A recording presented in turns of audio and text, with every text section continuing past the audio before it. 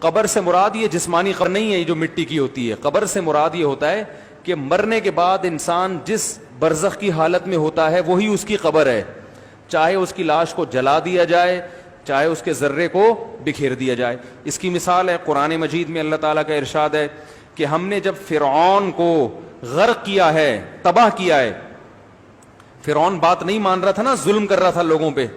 جب فرعون کو اللہ نے تباہ کیا تو اللہ فرماتے ہیں کہ النار یعرضون علیہا غدوا وعشیا, فرعون کو روزانہ صبح اور شام آگ میں جلایا جاتا ہے, روزانہ. وَيَوْمَ تَقُومُ السَّاعَةُ, اور جب قیامت قائم ہوگی تو اس کو دوبارہ زندہ کیا جائے گا, یعنی اسی باڈی کے ساتھ, اور کہا جائے گا ادخلوا آل فرعون اشد العذاب, اس سے بھی زیادہ سخت عذاب میں اس فرعون کو اور اس کے عیال کو داخل کر دو, اس کے جو فالوورز ہیں. تو قیامت سے پہلے جو عذاب ہو رہا ہے وہ کیا ہے؟ بولو بھائی, برزخ کا عذاب ہے نا. حالانکہ فرعون کو تو قبر نہیں ملی, فرعون تو مصر کی ایک عجائب گھر میں رکھا ہوا ہے, دیکھنے والوں کو کچھ بھی نظر نہیں آتا. وہ وہاں کھڑے ہوتے ہیں, نظر آئے گا فرعون ایک اس کی جو ہے نا وہ لاش کو حنوط کیا ہوا ہے کیمیکل لگا کے. لیکن قرآن کیا کہہ رہا ہے؟ یہ جب پانی میں غرق ہوا ہے تو قرآن دو باتیں کر رہا ہے کہ الیوم ننجیک ببدنک لتکون لمن خلفک آیا, ہم تیری باڈی کو محفوظ کر لیں گے تاکہ بعد والے لوگوں کے لیے تو عبرت کا نشان بن جائے. یہ پیش گوئی بھی قرآن کی پوری ہوئی. ہزاروں سال گزر گئے, فرعون کی باڈی بولو بھائی محفوظ, تاکہ بعد والے لوگوں کے لیے کیا رہی ہے؟ نشانی. دوسری بات قرآن نے بتائی وہ ہمیں نظر نہیں آتی. ہم قرآن پر ایمان رکھتے ہیں لہذا ہم اس پر بھی ایمان رکھتے ہیں. وہ بات یہ بتائی کہ فرعون کو عذاب دیا جا رہا ہے, صبح بھی آگ میں جلایا جاتا ہے اور شام کو بھی آگ میں بولو بھائی جلایا جاتا ہے. یہ فرعون جانتا ہے یا اللہ جانتا ہے؟ غیر مسلم اس چیز کو بولو بھائی نہ ہندو مانتے ہیں, عیسائی اور یہودی تو مانتے ہیں لیکن وہ پھر آگے کچھ چیزیں نہیں مانتے. وہ اتنا تو مانتے ہیں قبر کا عذاب ہوتا ہے, مگر وہ کیوں ہوتا ہے یہ نہیں مانتے. وہ کہتے ہیں شرک بھی کرو تو بھی کوئی فرق نہیں پڑتا.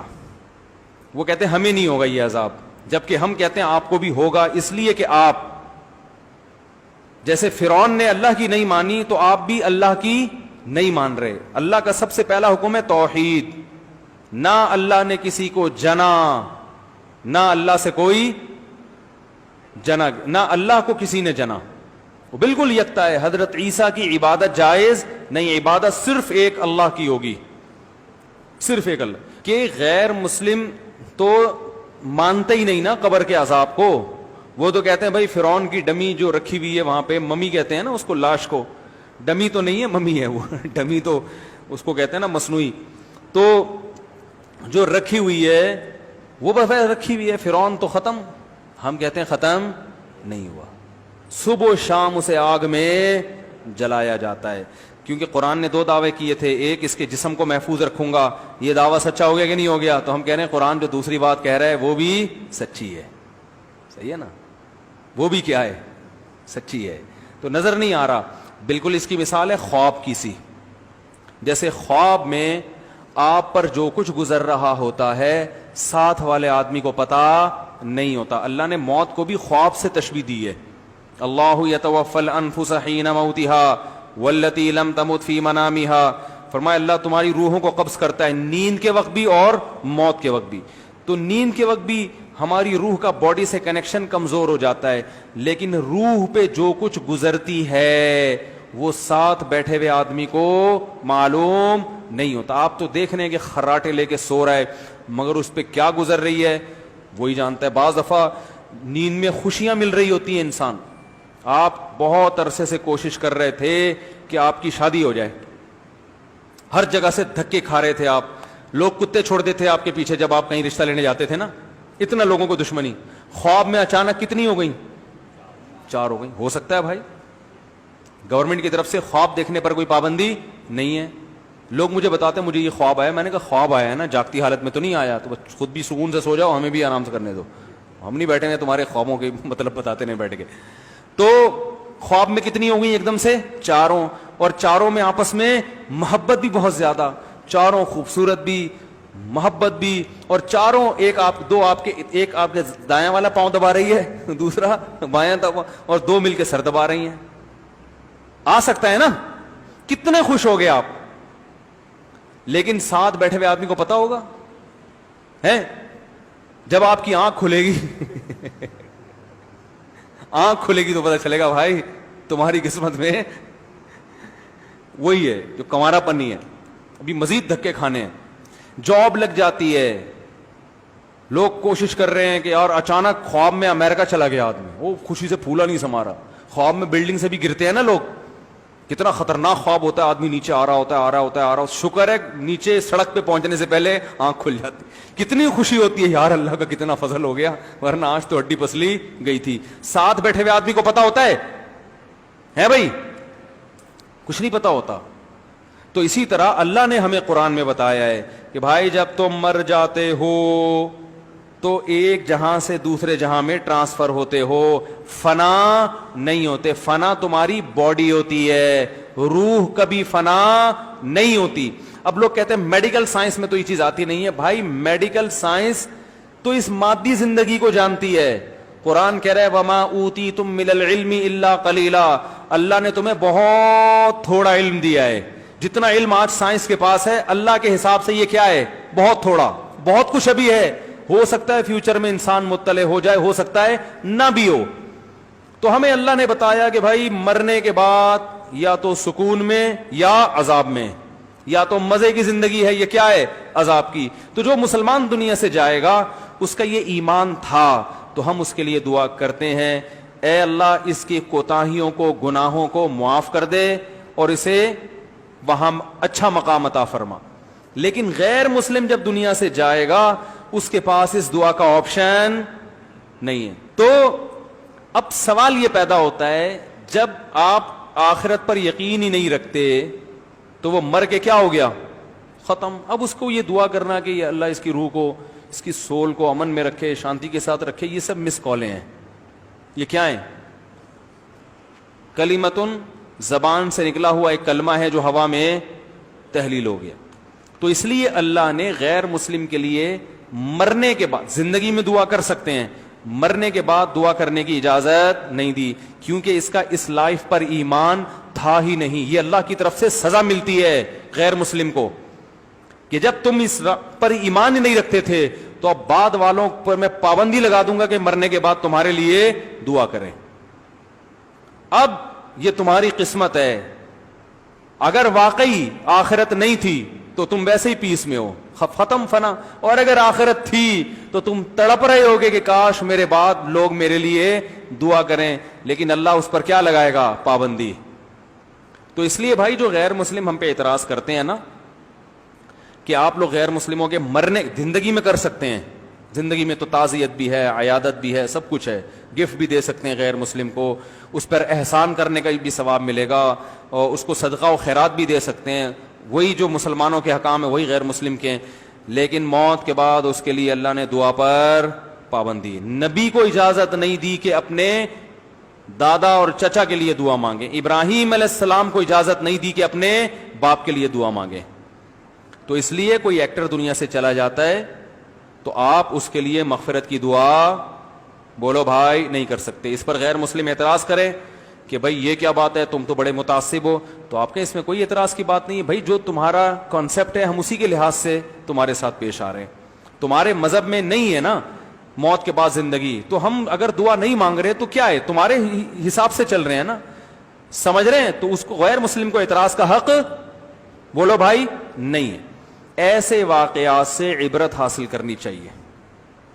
دیکھو ہمارے ہاں نوجوان سب سے زیادہ خوش قسمت کس کو سمجھتا ہے, ایکٹروں کو, کیونکہ سب سے زیادہ عزت بھی ایکٹر کی.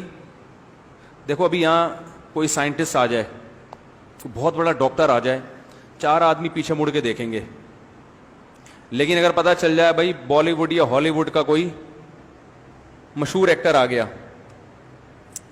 سارے مڑ کے دیکھیں گے کہ نہیں دیکھیں گے, ہے بھائی, سب چلے جائیں گے وہاں پہ.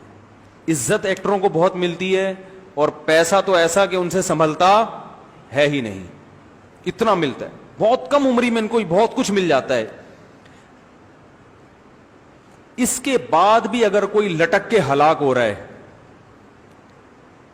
کوئی پھندے سے اپنے آپ کو قتل کر رہا ہے, اس کا مطلب بھائی یہ ہاتھی کے دانت دکھانے کے ہیں, کھانے کے. بولتے کیوں نہیں آئی؟ نہیں ہے.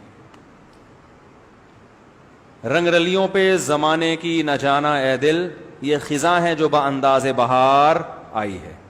ہم نے بڑے بڑے علماء کو دیکھا ہے کہ جنہوں نے بڑی مشکلات میں وقت گزارا, خودکشی کا کبھی تصور بھی ان کے دماغ میں نہیں آیا.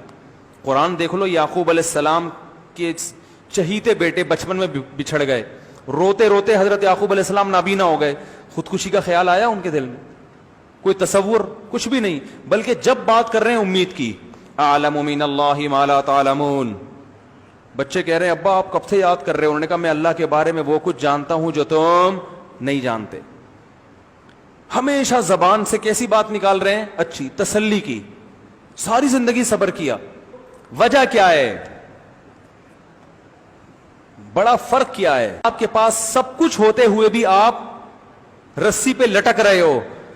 تو میں یہ عرض کر رہا تھا کہ یہ بالی ووڈ اور ہالی ووڈ کے ایکٹر بھی بہت مرتے ہیں, پتہ ہے آپ کو, خودکشیاں بہت ہوتی ہیں. اور دنیا کے وہ کنٹریز جہاں ٹینشن کے علاوہ سب کچھ ہے, وہاں خودکشی کا ریشو سب سے زیادہ. بالی ووڈ اور ہالی ووڈ کے جو ایکٹرز ہوتے ہیں, یہ شہرت اور دولت, ان دو چیزوں سے اتنی محبت ان کو ہو جاتی ہے کہ وہ محبت افورڈ, بولو بھائی, کر نہیں سکتے. سمجھ میں نہیں آ رہی بات؟ دوسری, اس دنیا میں ایک فالٹ اور بھی ہے, ایک فالٹ اور بھی ہے. وہ یہ ہے کہ جو مسافر تھا نا, جو ملتان تک پہنچنے کا تو یقین ہے نا کہ یہ پہنچے گا اور اس سے دوستی کروں گا تو کرے گا, دنیا میں یہ بھی یقین نہیں ہے کہ آپ جس چیز کو چاہ رہے ہو وہ مل بھی جائے گی کہ نہیں ملے گی, اور ملنے کے بعد ساتھ رہے گی کہ بھی نہیں رہے گی. جیسے وہ ملتان والا آپ کے ساتھ پشاور جانے کے لیے تیار ہو بھی جائے, لیکن وہ یہ کہہ رہے کہ بھائی میں وعدہ نہیں کرتا, کوشش کرتا ہوں, ہو سکتا ہے خانیوال پہ میرا مائنڈ چینج ہو گیا تو میں وہیں اتر جاؤں گا, وہ تو اور ڈپریشن. تو ان کو جو عزت ملتی ہے, شہرت ملتی ہے, وہ عزت نہ دائمی ہوتی ہے اور نہ وہ پیسہ دائمی. ہر وقت اس کے بارے میں خوف. ایک فلم بھی ناکام ہو گئی نا تو کہاں چلے جاتے ہیں؟ ڈپریشن. کوئی دوسرا آ گیا جو آپ سے بھی آگے نکل گیا تو پہلے والے کو کیا ہوتا ہے؟ وہ ٹینشن میں آ جائے گا, یار یہ کیا ہو گیا, محنت ہم نے کی, آگے کون نکل رہا ہے. کیونکہ دنیا کا مقصد ہی جب عزت اور شہرت بن گیا, یعنی دنیا کی ڈیفینیشن کیا ہے؟ عزت اور شہرت ہی کو تو دنیا کے, شہرت اور دولت, یہ دو چیزوں دنیا کی ڈیفینیشن ہے. ہم کہتے ہیں نا فلاں کو بڑی دنیا ملی ہے, کیا مطلب؟ عزت ملی اور پیسہ ملا, یہ دو چیزوں کو دنیا کہا جاتا ہے. تو جس نے دنیا ہی کو مقصد بنا لیا, اس کا مطلب اس نے سفر ہی کو مقصد بنا لیا. سفر کو مقصد نہیں بنایا جاتا, مقصد ہمیشہ منزل کو بنایا جاتا ہے. محبت منزل سے کی جاتی ہے, منزل کے لیے سفر کو قربان کر دیا جاتا ہے, سفر کے لیے منزلوں کو قربان نہیں کیا جاتا. مسلمان کی ایک منزل ہے آخرت, وہ اس منزل کو دیکھتا ہے, اسے پتا ہے یہ منزل غربت میں بھی مل سکتی ہے اور پیسے میں بھی مل سکتی ہے, اور عزت ملے گی تو بھی مل سکتی ہے, عزت نہ ملے تو بھی مل سکتی ہے, اس لیے وہ ٹینشن نہیں لیتا. کہتے بھائی آخرت محفوظ ہے. اور جس نے دنیا ہی کو اصل بنا لیا تو ما قضا احد منها لبانته ولن تها عرب الا الى عربی. دنیا ایک ایسی چیز ہے کہ ایک خواہش پوری ہوتی ہے, ہزاروں خواہشات کو جنم دے کے جاتی ہے وہ, تو آپ پھر اس ہر خواہش کو حاصل کرنے کی کوشش کرتے ہیں.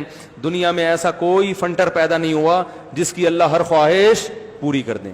تو جب خواہشات ناکام ہوتی ہیں تو انسان کہاں جاتا ہے؟ ڈپریشن میں. جب یہ ڈپریشن بڑھتی ہے تو پھر کھمبے سے لٹکنے کے خیالات پیدا ہوتے ہیں اور لٹکتے ہیں لوگ. سمجھتے ہو گے نہیں سمجھتے؟ تو بڑا فالٹ ہے بھائی, دنیا کو مسافر خانہ سمجھو, تو ٹینشن کیا ہو جائے گی ہے بھائی؟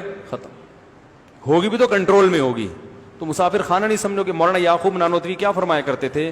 فرماتے تھے کہ اگر, مولانا قاسم نانوتوی رحمۃ اللہ علیہ, کہ اگر میرے پاس علم کے دو بول نہ ہوتے نا تو میں ایسا گمنام زندگی گزارتا کہ دنیا کو پتہ ہی نہیں چلتا کہ قاسم نام کا کوئی شخص پیدا بھی ہوا ہے کہ نہیں ہوا. فرمایا تو علم نے مشہور کرا دیا.